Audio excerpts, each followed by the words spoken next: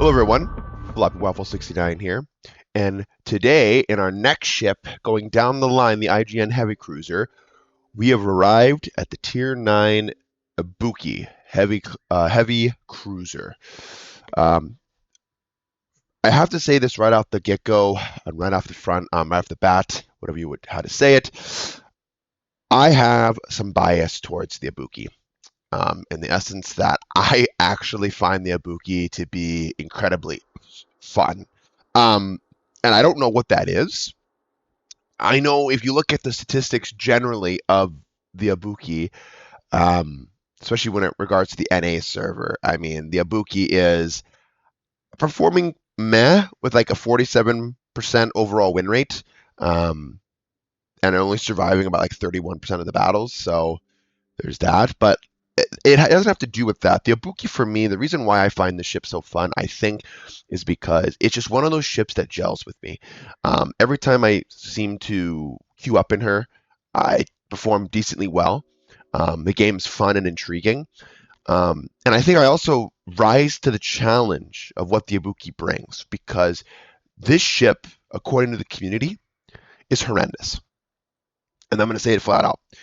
This ship, to the vast majority of players, is a sore spot in this line. And I can see that. I understand that. Personally, never experienced it. Now, when I say I haven't experienced it, I'm talking about the grind in general when I did it and when I play her. I do know from time to time, this thing blows up. It does. Everybody knows that when you play cruisers, especially light cruisers. You won't expect that from a heavy cruiser, but yes, from a heavy cruiser. Now, even from the weirdest angles, and we'll get into the armor viewer here in a little bit and talk a little bit more about why that is. But yes, the Ibuki is definitely not a heavy cruiser in the essence of armor. It refers only to the armament that you see here before you, which is the 203mm gun that you've been accustomed from since the Furitaka. And the turret range, and we'll talk all about that here in a little bit as well. But I wanted to get that out of the way first. But I will do my best to keep it even, keep it real, and try to remove my bias from the ship. Or if I do state not a fact, but if I state something from my opinion, I'll make sure I put in there. I'm sure this has something to do with bias, just so you guys kind of know a little bit. So let's take a look at the armor layout real quick for you guys. 25mm nose, 25mm ass. Deck coming in at 32, which is good, which I guess is like the lower portion of the deck. When you get to the superstructure deck or the deck that's stepped, it's only 27mm. So again, that gets overmatched by 32. But something to take note here, and we see this a little bit, I think, with the Mogami, but it's a lot more prevalent now on the Ibuki, is you see this kind of step here, right here, the armor belt. And I'll make sure I turn it off so you can see a little bit better. This right here, guys, that is what I call a shell catcher. And shell catchers is nothing, no matter what you can do. When a shell hits there, that is pen damage. And I believe that counts towards the hull of the ship. Now, I could be wrong, and that could count as superstructure, but I'm pretty sure it counts as the hull, and that's pen damage to the hull. So when it regards of healing it back, it's going to be different values than like superstructure, right? Because you're going to get full pent. So just to keep a side note of that. Again, showing you that this hull is not the best hull at all, especially when it comes to the IGN Heavy Cruiser. So, side note again, you have those torpedo bulges, going to act like spaced armor, 27mm, which I believe, on a side note, you're clocking in at 16% torpedo protection. So, there's that. And then you have the Citadel, which I believe the Mogami armored deck slopes was at 60, 65. You're out, we're up to 95. Again, I'm not noticing this at all in the slightest with the Ibuki. It probably works. I'm not sure, but when you get hit, you're good chance you're taking full pen, and if not, you're definitely taking Citadels. Massive Citadel, as you can see, high above the waterline. Yeah. Again, when you're shooting this thing, try not to have the shells land underneath the turrets or the barbettes. I mean, plunging fire pie could still do it, but you can tell that that's waterline. The more reliable way to Citadel this ship is midship, especially looking right underneath that smokestack there. Let me go ahead and send my commander to the reserve. Also, remove the all the signal flags just so you can get to that. let's go over some saw stats like we always do. Kind of talk about the ship a little bit. And see what she's made up underneath the hood. So with hit points, it's coming in at 39,000 with that 16% torpedo belt. So going from the Mogami, which was clocking in about 39,100, you're actually losing 100 HP points.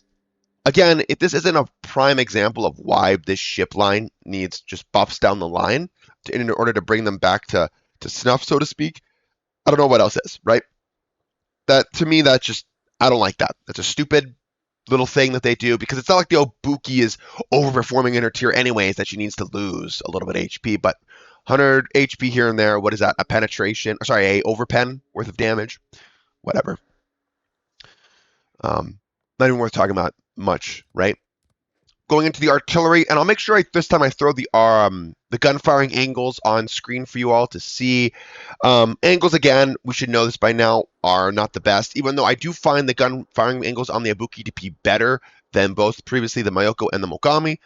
So that is a little bit of a side note there, guys. Artillery coming in with the 203mm guns, a 5x2 arrangement, reload time of 13 seconds, 180-degree turn time, 30 seconds. Maximum range is clocking in at 19.2. Now, that is not base, guys. That is an upgrade for me, and I'll talk more about why I recommend that upgrade. The base range of the Ibuki is coming in at 16.5 kilometers range for you guys. Now, at that 16.5 kilometer range, it's kind of important to note that you're clocking in a horizontal dispersion of 143 meters and a vertical dispersion of 86 meters. So the same horizontal as you got on the Mogami. I'm assuming that's the upgraded Mogami with the 203s. But you're getting a little bit like slightly better horizontal dispersion. You're going to notice it, not really. But the more important note is you're actually going up from 2.0 sigma on the Mogami, and you're going up to 2.05 sigma on the Ibuki. So the consistency of your shells landing where you want to land them within their ellipse is better. It's more consistent for where your shells are going to be landing. So that is a good side note. AP DPM on the Ibuki is coming in at 216,923 with the HE DPM of 152,308. That's going to be a little bit of an upgrade over the Mogami, about 15,000 on both categories, and that's just surely to do with the little faster reloading time of the guns. Again, we're comparing it to the 203 Mogami just because it's an easier comparison than going sidetrack with the 155. Her HE shells with 3,300 damage, as we're pretty used to by now. Yeah, they're coming in at a 17% fire chance, and you have a little bit better fires per minute at 7.8 over the Mogami rather than the Mogami's 7.3. Is it going to be noticeable? Debatable. It's pretty slim, but to me, the more important note is that it has the same fire percentage as the Mogami. So realistically, I don't think you're going to be starting any more fires reliably than you were with the Mogami using the 203mm guns. Again, the AP damage clocking in at 4,700, which is the same. Everything seems to be similar on the penetration mechanics with the 14mm of overmatch. So nothing really to write home about our AP. It is potent, as you saw in the last video with the Mogami. You can still absolutely schwack with these 203s. These are 203s, heavy cruiser guns. So if you are a cruiser, you definitely should respect the guns no matter what, just because of the caliber itself. All right, going to the torpedoes. Again, I'll make sure I talk about it now. I'll put the torpedo firing angles up on the screen. The torpedo firing angles on the Ibuki feel a little bit more comfortable. I believe you have a little bit more forward launching capability than that of the Mogami, but I think the Mogami has a little bit more of a rear launching capability. But I'll make sure I put it up here on screen so you guys can see and check it out a little bit, just so you have more of a visual. These are the 4x4 610s. You have the quad launchers. The standard 10-kilometer range. Clocking in the damage of just 20,000, almost 21,000, just slightly underneath that threshold, with 67 knots and 1.7 detectability range, giving you about 9.4 seconds reaction time, whereas the Mogami, you had a detectability of 1.6 with a 9.6 second reaction time. Pretty similar numbers, realistically, guys. I mean, the detectability is what's one underneath because it's 1.7 and 1.6, but it says they're slower torps. That's why you actually have a better reaction time with the Mogami torps. Pretty similar. Shouldn't tell a difference when seeing these torps. They're pretty detectable, especially again with Hydro being everywhere, submarines, destroyer screening the fleet. It shouldn't be too hard. You're pretty much going to see these torps coming in regardless, right? But they do hit like a truck, so if they land, they will do some serious damage to the ship who is unfortunate enough to take the torpedoes. Hey, we have the depth charge airstrike still. Nothing to talk home about. Again, or write home about. It's still the same airstrikes that you've been used to since low tier. So again, like the Mogami and the Myoko, this thing's AA is again not worth specking into. Please, please, please do not take defensive AA on this ship. It doesn't work. It doesn't, not that it doesn't work, but it doesn't justify it based upon your flak count and your continuous damage of 216. With a max range of 5.8. I mean, yes, you do have 5 flak now. If you take the right captive skills, you could get it up to 6. But again, the amount of DPS you're putting out, which I believe is still it's 216. I mean, it's like that's not going to be winning any prizes or awards. You might shoot down a plane or two before that inevitable strike. You might find the AA to be decent against tier 8 carriers, but abysmal against super ships and the tier 10 carriers. So, just a side note. Maneuverability. I want to make sure I have the right stats because these could be a little inflated, and I don't want that for you guys based upon captain skills. Yeah, here we go. So you're pumping out 35 knots, rudder shift of 7.3 seconds, and then turning circle radius of 770. A little bit more sluggish than the Mogami. Okay, if you like the Mogami, you're gonna like this thing with its rudder or not. I think it's still pretty freaking good, pretty freaking maneuverable. Shouldn't be a problem for you guys. And then your concealment values clocking in base 12.22 kilometers with detection of 7.16 air. And also with a smoke firing penalty if you happen to sail on a smoke screen of 7.2 kilometers. All right. So the one thing I want to talk about the Ibuki is why I believe the Ibuki is in a poor state. Obviously, we've talked about the spotter plane buff that Lesta gave the Aoba, Myoko, Mogami. Well, finally, you have access to that spotter plane, guys, which is awesome. That is huge. But utilizing the spotter plane plus the range mod that I take, the shells are so incredibly floaty at, I would say past 18 kilometers that you really don't want to play too far back, and because you're not going to be reliably hitting your shells. Okay, and I have some footage of that in the gameplay. This is a weird ship because you want to play at range, and that's not that like the shell velocity is bad, but you want 16.5 kilometer range is not enough for me. I feel more comfortable playing back at 17, where I'm a less enticing target to shoot. Anyone who knows this game or has been playing with any length of time will know the Ibuki does not like to get shot at all. This thing has a horrendous time ricocheting shells, has a horrendous time because it eats citadels and takes pen damage from everywhere, and obviously HE damage can full pen it, right? It's a cruiser. The reason why this ship is in a bad state is not only because of what I just listed, and not only because of her competition, but now she can run into tier 10, which I believe is in its own kind of bracket of power, and then it goes to the next level with super ships being in their own tier, or they should be in their own tier of power skill level with burst fire gimmicks and all this stuff, right? So this ship suffers heavily from that, and so it's very matchmaker dependent. This ship is. I believe I have 2 games for you to show.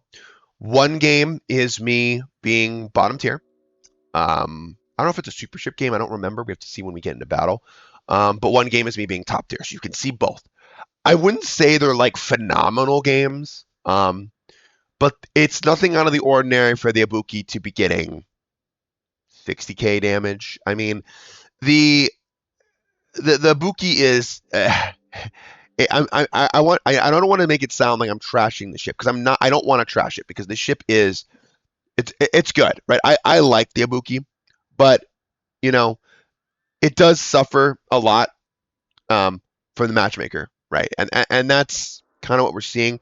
I mean, damage wise, I mean, the least damaging ship at tier 9 for tech tree ships is the Seattle. The Seattle's only getting on average about 38,000 damage per game.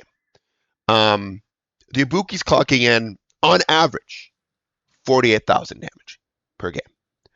So you could kind of see that step from there. And there's some ships underneath there, like the Buffalo and the Takashi. And you have to factor in skill level players, popularity of ships. Like, it's so much different stuff taking into account. Because right now, the Cohorn, the new Dutch light cruiser, is topping the chart at 62,000 on average, right? But another ship, like for example, a smoke firing HE spammer like the Encounter, is actually, if we exclude the Cohorn, because the Cohorn is brand new, the Encounter's clocking at 57,800. So you can kind of gauge that, right? But anyways, I don't want to dwell too much on the ship and talk about her import. I believe I already showed you the upgrades, and I showed you the captain skill, so I don't need to go through that. I say let's dive right into the battle so I can start talking about, what the ship brings to the table, kind of how to play her, some tips and tricks, and show you some decent, non-bullshit gameplay, guys. So let's get into the video.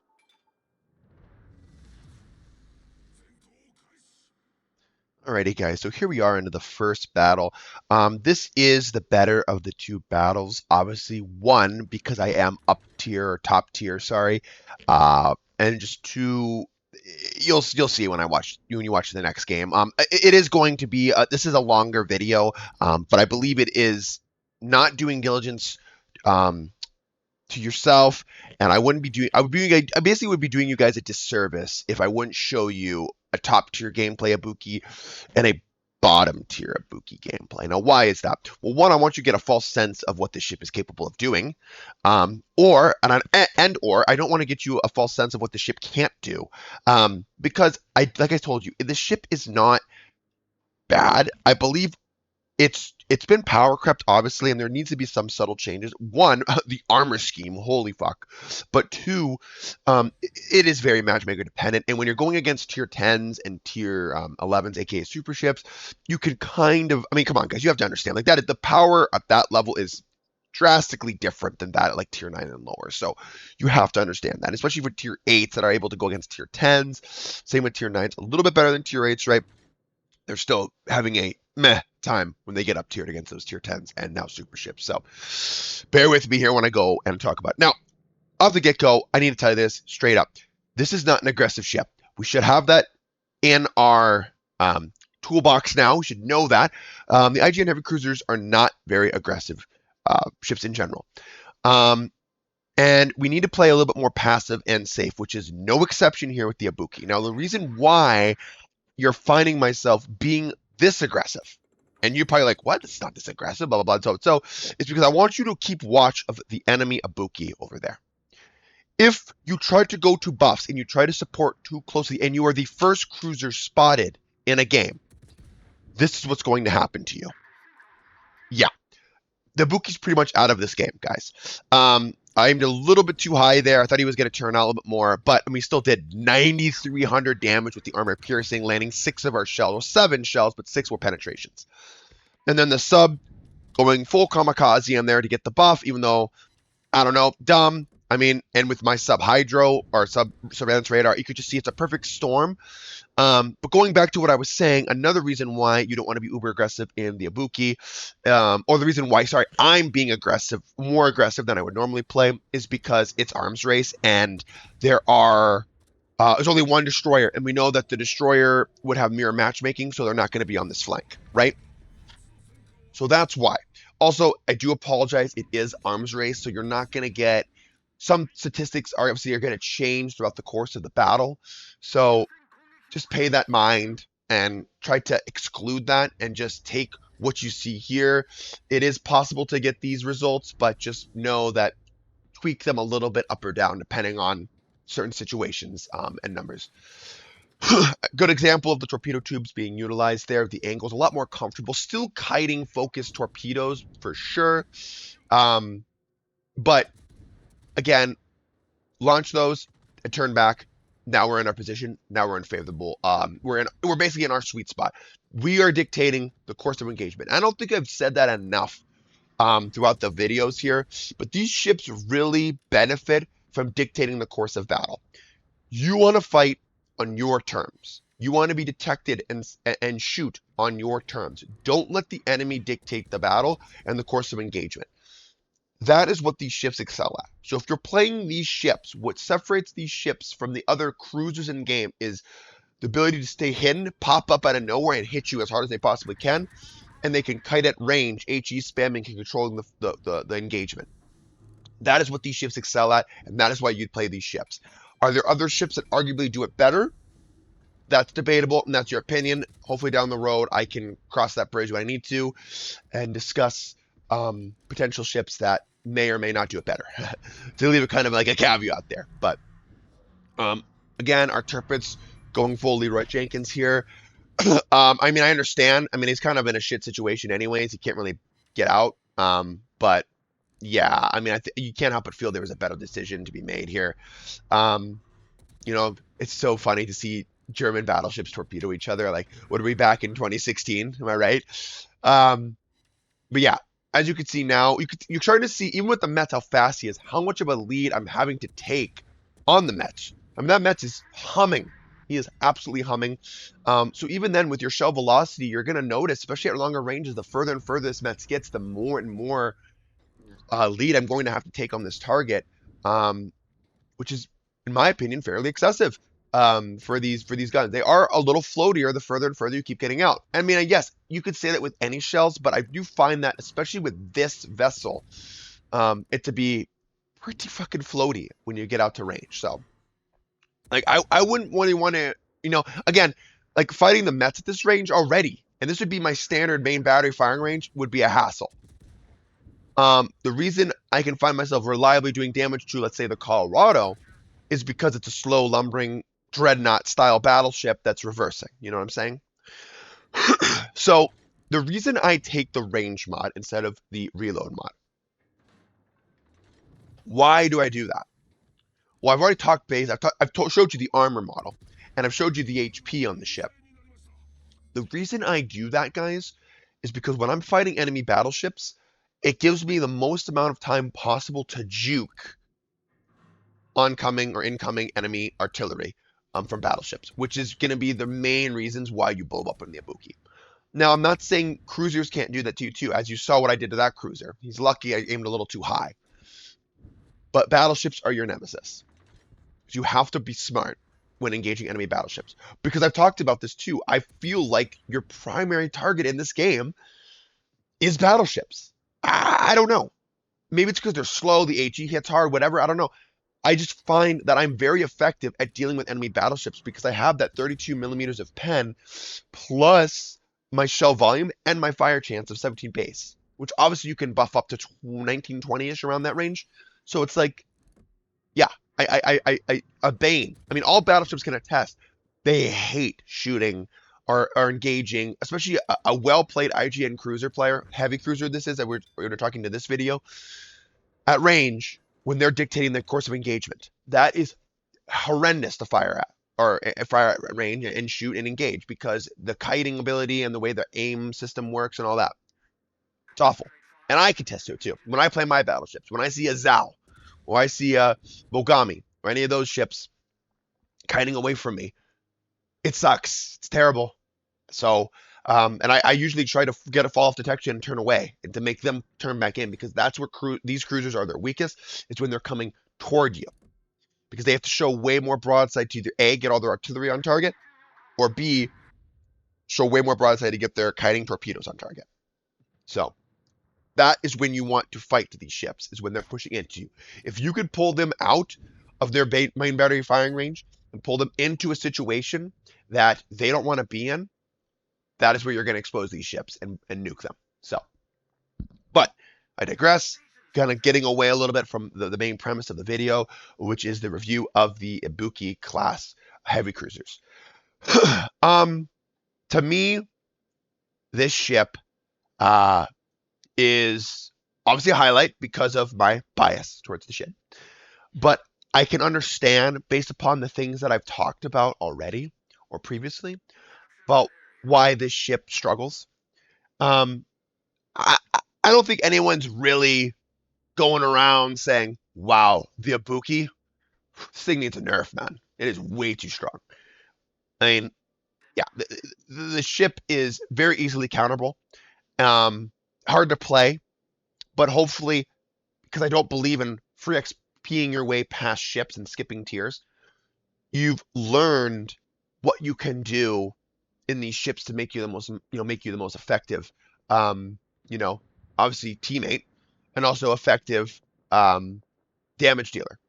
These, excuse me, these cruisers are really, they support, but they support in the way of dealing damage and farming damage from medium to long range. That's where I find them to be the most effective.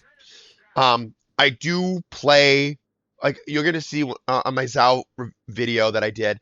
I actually do take, I believe, the heavy AP skill because I change to armor piercing a lot because a lot of players are unsuspecting of me pressing the 2 key and destroying them with 12 203mm AP shells with great shell velocity. You can go check out that video later. But yeah, Nabuki to me is no exception. You should be comfortable with the double barrel 203mm mount, as this is the same 203mm mount basically that you had since the Furutaka. So the dispersion and the hitting potential, the damage, all that stuff should feel very comfortable to you. My advice with this ship: play it at range, medium to long range. We don't want to play all the way on the back of the map every time. Play it at range.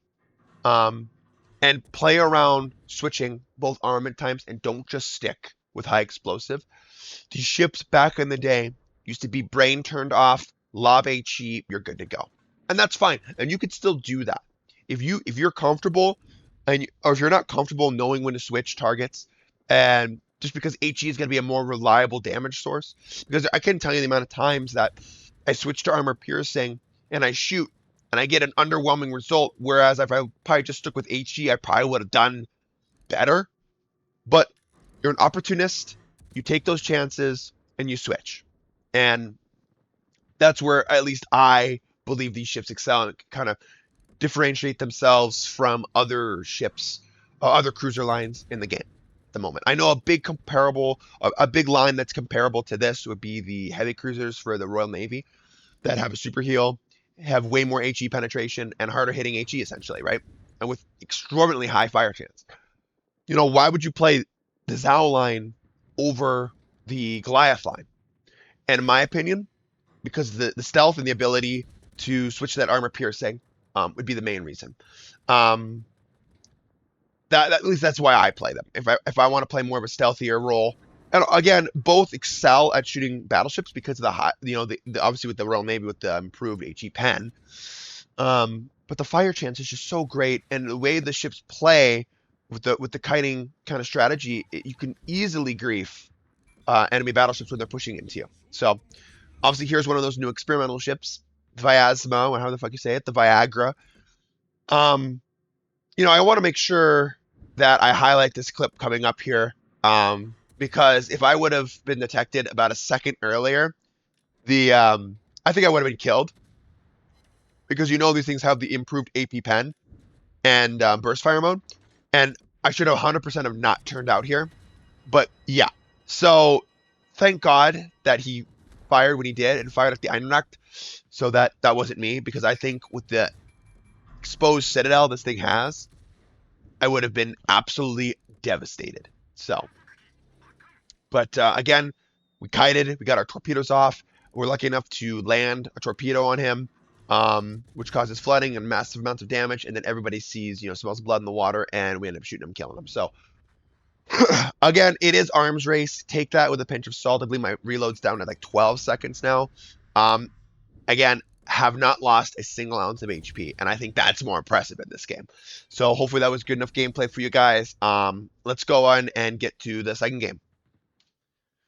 All right, so here we are into the second battle now. Again, this is me being thrown in a tier 10 game, and aircraft carriers tier 10. So you get to kind of see that element too.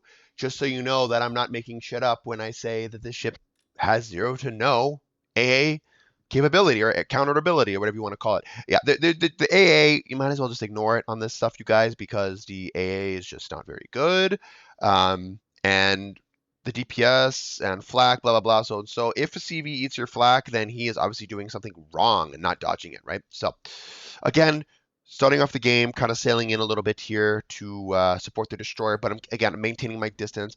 One thing you guys can do is you can see the circles on my mini map. Make sure it should come standard, but make sure that your base concealment is clicked so you can kind of see the diameter, the radius of your detection, so you can kind of know and position yourself. Well, hey, if the destroyer just pops into that capture point, I can remain undetected.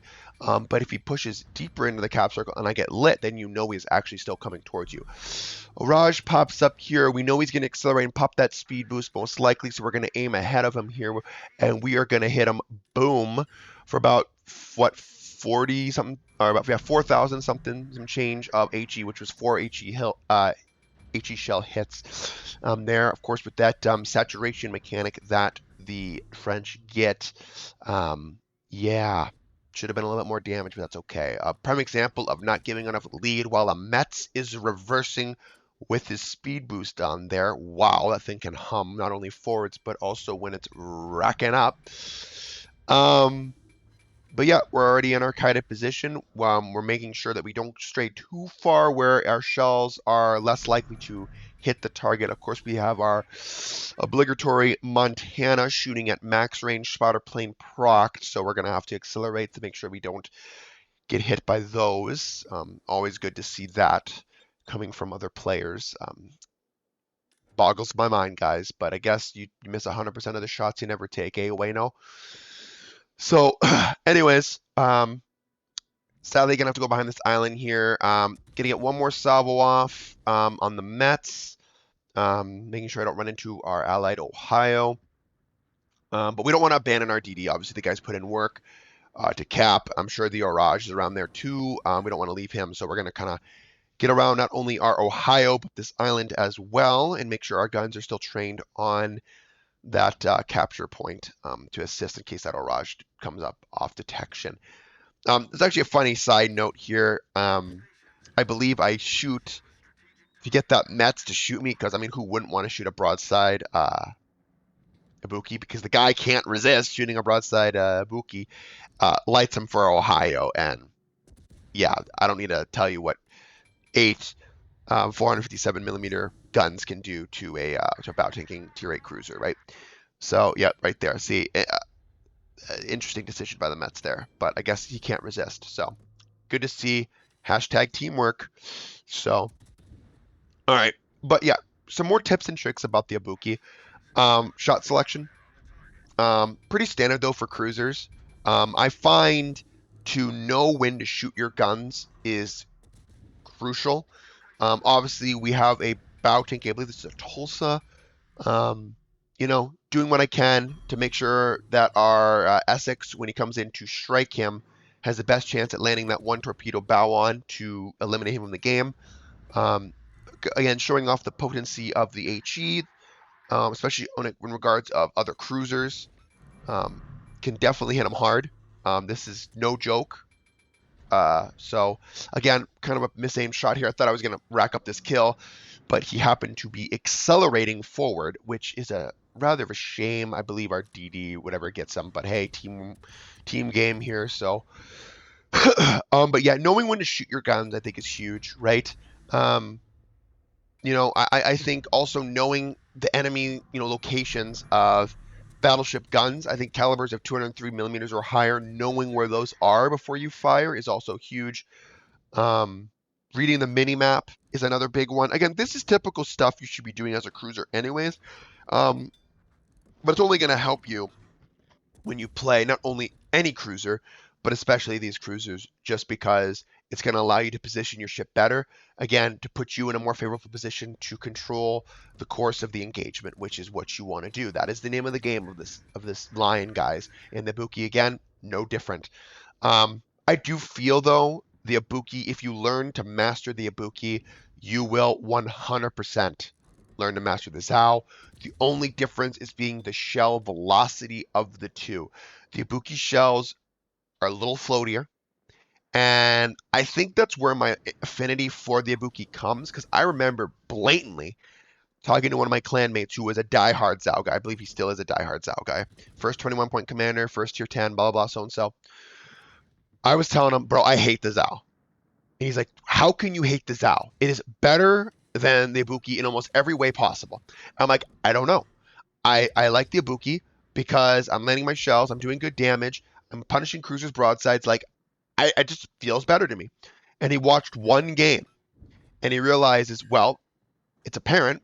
First of all, you played less than 10 Zao games, and two, you're taking way too much lead on your Zao guns. Oh, really? Sure enough, it's because the shell velocity was way better. I was like, oh, well, for fuck's sakes. So one thing you're going to notice, just a little side note there, is that you're going to notice the shell velocity being much, much better, more railgun-like on the Zao than the Ibuki. So just go into it knowing that before you get to tier 10. And when you're at the tier 9, just take a little bit more lead. I think the Ibuki is a more on the lines of like a United States Navy heavy cruiser, maybe not as like, you know, potent with the crop and the velocity, but it is similar, especially when you're playing at the ranges of 17 kilometers plus. Lead accordingly based on how you would lead American heavy cruisers or even light cruisers, and I think you would, you'd probably find more success. Okay, hopefully I'm not just talking out of my ass here, because I am trying to do my best to illustrate the play style and show you all how to do it. And then I know this video is going to go on for frickin' ever, so I apologize for that. I think we're going to be like at 48-minute long video. And if you happen to sit through here and watch the whole video, then either A, I commend the hell out of you, or B, man, it must be a long ass shit you're taking, because wow, you know what I mean? That's when I'm browsing YouTube. Nice. So anyways, to get more, a bit more, stop the silliness and get more into the video here. Again, we're in the kited position. We're doing our HE spamming at range, making sure we read the mini map. I know there's a Viagra around that far island there. Around, what is that, like F2, F3, around there. I have to be conscientious. Again, the Tai Hang too, I've done a review on that ship too. Great sniper. I'd be a prime target for that guy. I have to be aware of where they're at. So I'm making sure that I fall off detection and I start to position my ship to be in the most favorable position possible to engage these targets. Now, I know there's a gearing lingering around here somewhere. Don't know where, but I know he's around here somewhere. And I should have known by the first torpedoes, like salvo launched, hey, maybe like 30 seconds after that, pop your hydro, because there's a good chance there'll be a second set of torpedoes coming in after you. Yeah, I don't do that. And I pay the price for that later on, and you're going to see that. Would be right here. So, tough situation. I should have popped my hydro. I have hydro. Big misplay by me. But hey, again, furthering that this is the no bullshit channel, I'm putting, I'm putting, content out there on the internet showing you when I fuck up. Because I want to, show you that I don't just cherry pick my games and put it on YouTube and I'm like, yeah, like, fucking right, look how good I am. Like, I don't self-promote myself. That's not doing anyone any favors, especially when you're in it to help start off helping my clanmates and my, my friends that play this game to, like, get better in my opinions on ships. But I want to do the same thing too to other people. If I can help sub 5%, only measly 5% of the community get better at the game, giving my tips and tricks that a lot of, content creators don't really do, it makes me happy. I'm not in it to be monetized or into it to make money or any of that stuff or be notarized. Like, I'm here solely for the fact of the benefit of the community, and hopefully my videos help some of you, all of you. I don't know. because I'd rather not just come up here and self-promote. I'd rather be here for you guys. So, but I digress. As you saw, my ass was fully angled to that Burgon when he shot his 12 guns or whatever it was at my ass. Obviously, 25 millimeters can be overmatched by that. But you see the shell catchers? Just see how he got a lot of pen damage. I'm actually amazed I didn't die there. Yeah, I'm not bullshitting you. These shell catchers do catch those shells and have led to many early exits of Ibukis because they think, well, I'm ass onto the guy, like I'm mitigating, I'm making such a small target, he's never going to hit me, and there you go, right? So just something to keep in mind that I'm not bullshitting you with that either. Those shell catchers are prominent and potent, and you have to be aware of that, especially with a ship that benefits from kiting. It's a massive downside. I think I was a little bit shocked there that Vyazma still hit me. He must have fired just after I fell off detection because I didn't get notified, but whatever. Again, we're controlling the course of engagement, absolutely pummeling this tie hang with HE, setting on fires.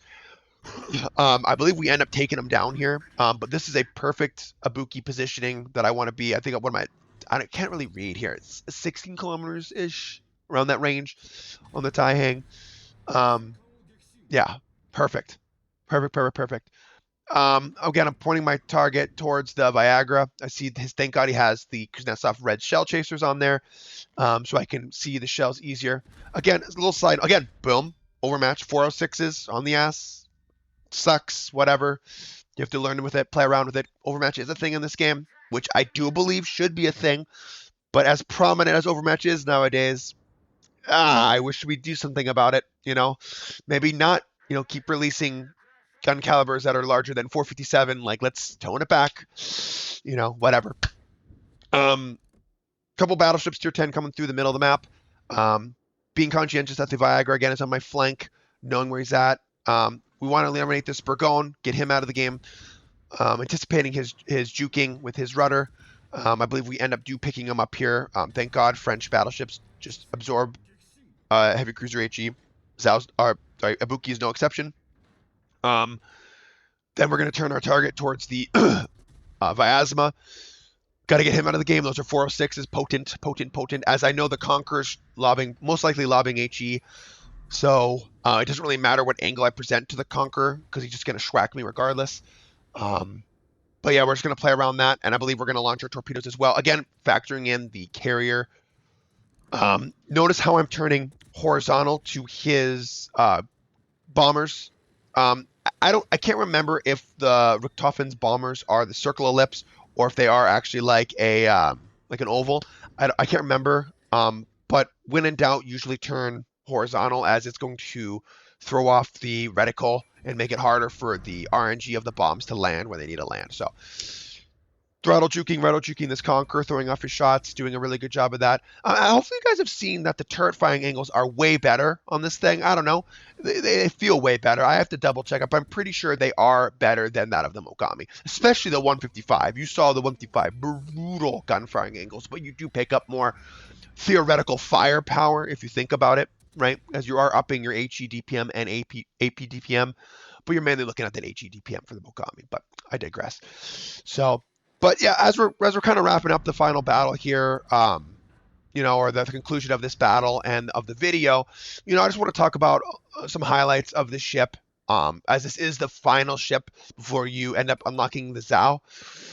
Each ship in this line should have really helped you develop a better play style, or perfected your play style of the IGN heavy cruiser line with the controlling the terms of engagement, playing within your strengths, dictating the way the course of the engagement goes, especially in the kited position. Perfecting the art of the kite is probably the number one thing I can recommend for this line. If you can perfect your kiting and that kind of like rudder juking, throttle juking, that not only that skill will perfect your IGN heavy cruiser gameplay, but it will encourage or make you a better cruiser player in general, because dodging incoming shells is going to not only increase your likelihood of survival, but a salvo fired at you is one less salvo fired at an ally. And let's be honest, little wins we take here and there. And I think that's a little win. Because the only player you can really trust in this game, and I hate to say it, is yourself. Unless you're in divs, unless you're in clan battles, unless you have excellent communication via voice chat, you really can't rely on other players in this game. And as much as they try to promote a team game, it's not a team game in that essence. It's a team game in the essence that it's your team versus the opponent team, but it's really not a team game, which is a shame. I wish they would help encourage that, but this game's been around for what, almost 10 years, and we really don't have anything like that. At least we've gotten achievements via divs, but again, nothing out of divs base, game, right? So all in all, I like the Ibuki. That is my bias. I can understand how the Ibuki can be considered a sore spot, but hopefully the tips and tricks I gave you today will help you perfect not only IGN Heavy Cruiser gameplay, but your Ibuki game as well. So anyways, guys, thank you very much for watching, and I will catch you all next time. Peace out.